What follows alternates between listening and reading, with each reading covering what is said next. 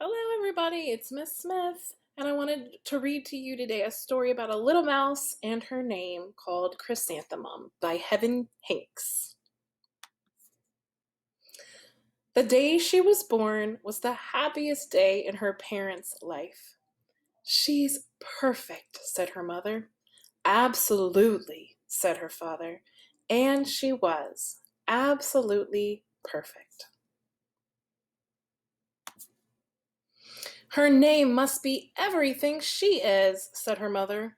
Her name must be absolutely perfect, said her father. And it was. Chrysanthemum. Her parents called her Chrysanthemum. Chrysanthemum grew and grew and grew. And when she was old enough to appreciate it, Chrysanthemum loved her name. You see all the pictures of her getting older and older. And the bottom right hand square rectangle, she says, I love my name. She loved the way it sounded when her mother woke her up. She loved the way it sounded when her father called her for dinner. And she loved the way it sounded when she whispered it to herself in the bathroom mirror. Chrysanthemum, chrysanthemum, chrysanthemum. Chrysanthemum loved the way her name looked when it was written with ink on an envelope. She loved the way it looked when it was written with icing on her birthday cake. And she loved the way it looked when she wrote it herself with her fat orange crayon. Chrysanthemum, chrysanthemum, chrysanthemum. Chrysanthemum thought her name was absolutely perfect, and then she started school. On the first day, Chrysanthemum wore her sunniest dress and her brightest smile. She ran all the way. Hooray, said Chrysanthemum. School! She's excited for school. But when Miss Chud took roll call, everyone giggled upon hearing Chrysanthemum's name. Oh. And if you look carefully on the picture, you can see all the names are pretty short. Kay, Tom, Bill, and then you see her on the bottom, it says a big long name, Chrysanthemum. So, how do you think she's feeling right now? Do you think she feels like she's part of the group or not part of the group? It's so long, said Joe. It scarcely fits on your name tag, said Rita, pointing. I'm named after my grandmother, said Victoria. You're named after a flower. Chrysanthemum wilted. She did not think her name was absolutely perfect. She thought it was absolutely dreadful. She changed, didn't she? She's a little bit different feeling about her name. The rest of the day was not much better. During nap time, Victoria raised her hand and informed Miss Chud that Chrysanthemum's name was spelled with 13 letters. That's exactly half of as many letters as there are in the entire alphabet, Victoria explained. Thank you for sharing with us, Victoria, said Miss Chud. Now, put your head down. If I had a name like yours, I'd change it, Victoria said, as the students lined up to go home. I wish I could, thought Chrysanthemum miserably. Oh, look at her. She's so sad. Welcome home, said her mother. Welcome home, said her father. School is no place for me, said Chrysanthemum. My name is too long. It scarcely fits on my name tag, and I'm named after a flower. Oh, pish, said her mother. Your name is beautiful, and precious, and priceless, and fascinating, and winsome, said her father. It's everything you are, said her mother. Absolutely perfect, said her father. Chrysanthemum felt much better after her favorite dinner, macaroni and cheese with ketchup, and an evening filled with hugs and kisses and parcheesi. And Parcheesi is the little game you see on the table here they're playing. It's an old game. It's been around for a long time. That night, Chrysanthemum dreamed her name was Jane. It was an extremely pleasant dream. It's a nice and easy name to say, right? The next morning, Chrysanthemum wore her most comfortable jumper. She walked to school as slowly as she could. She dragged her feet in the dirt. Chrysanthemum, chrysanthemum, chrysanthemum, she wrote. She even looks like a flower, said Victoria as Chrysanthemum entered the playground. Let's pick her, said Rita, pointing. Let's smell her, said Joe. Chrysanthemum wilted. And I'll just stop there and tell you guys they use this word wilted because flowers, when they get old and they turn brown and they kind of, lean to the side, they say that the flower is wilted. So when they use it with Chrysanthemum, they are talking about how she's feeling. So you can think about how would Chrysanthemum feel if she's wilted?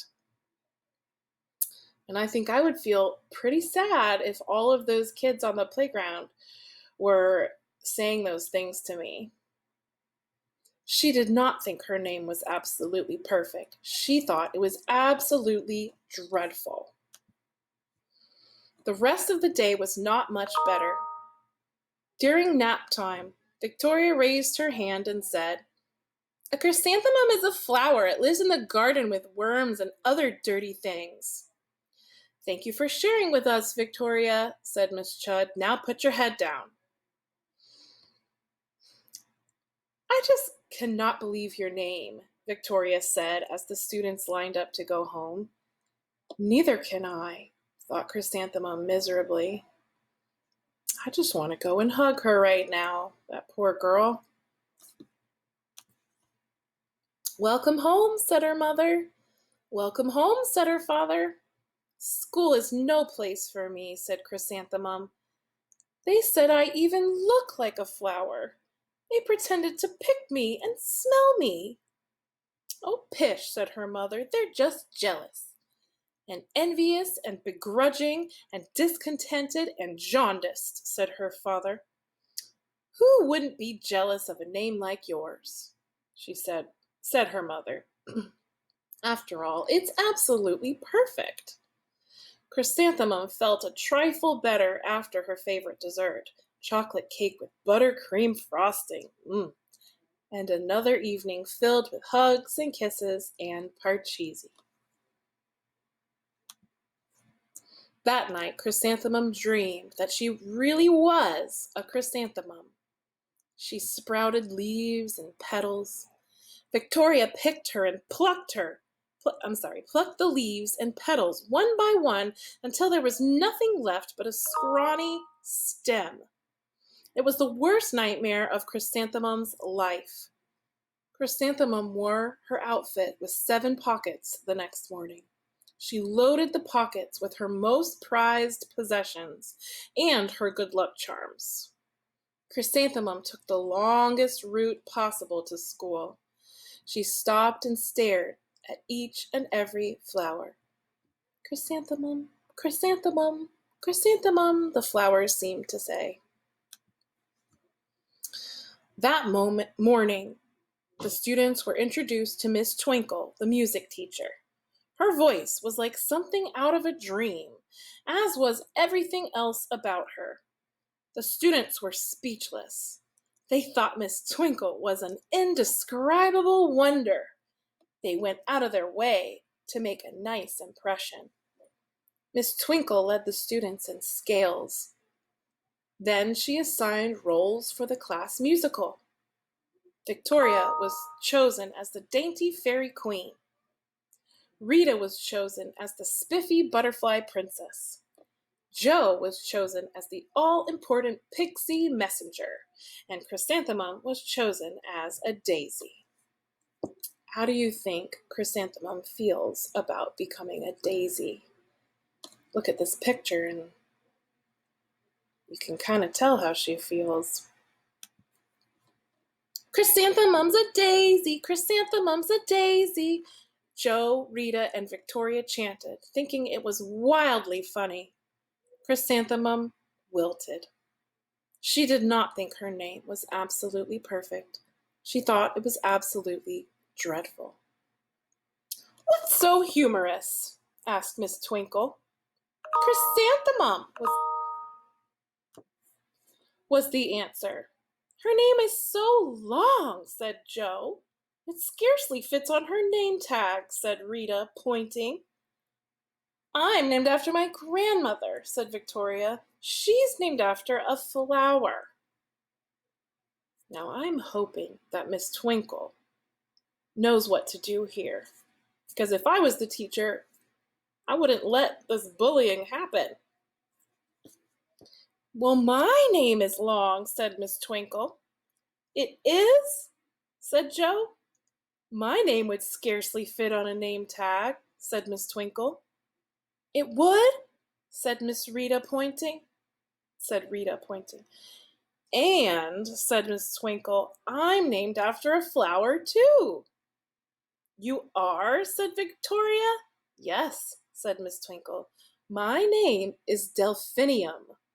Ooh, I'm going to say that again. Delphinium.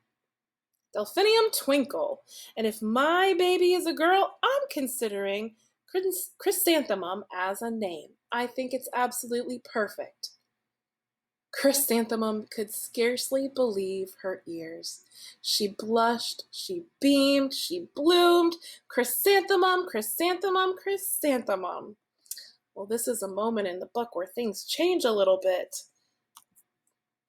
Joe, Rita, and Victoria looked at Chrysanthemum longingly. "Call me Marigold," said Joe. "I'm Carnation," said Rita, pointing. "My name is Lily of the Valley," said Victoria. Chrysanthemum did not think her name was absolutely perfect. She knew it. What a nice ending. So you can see that Chrysanthemum changed throughout the book.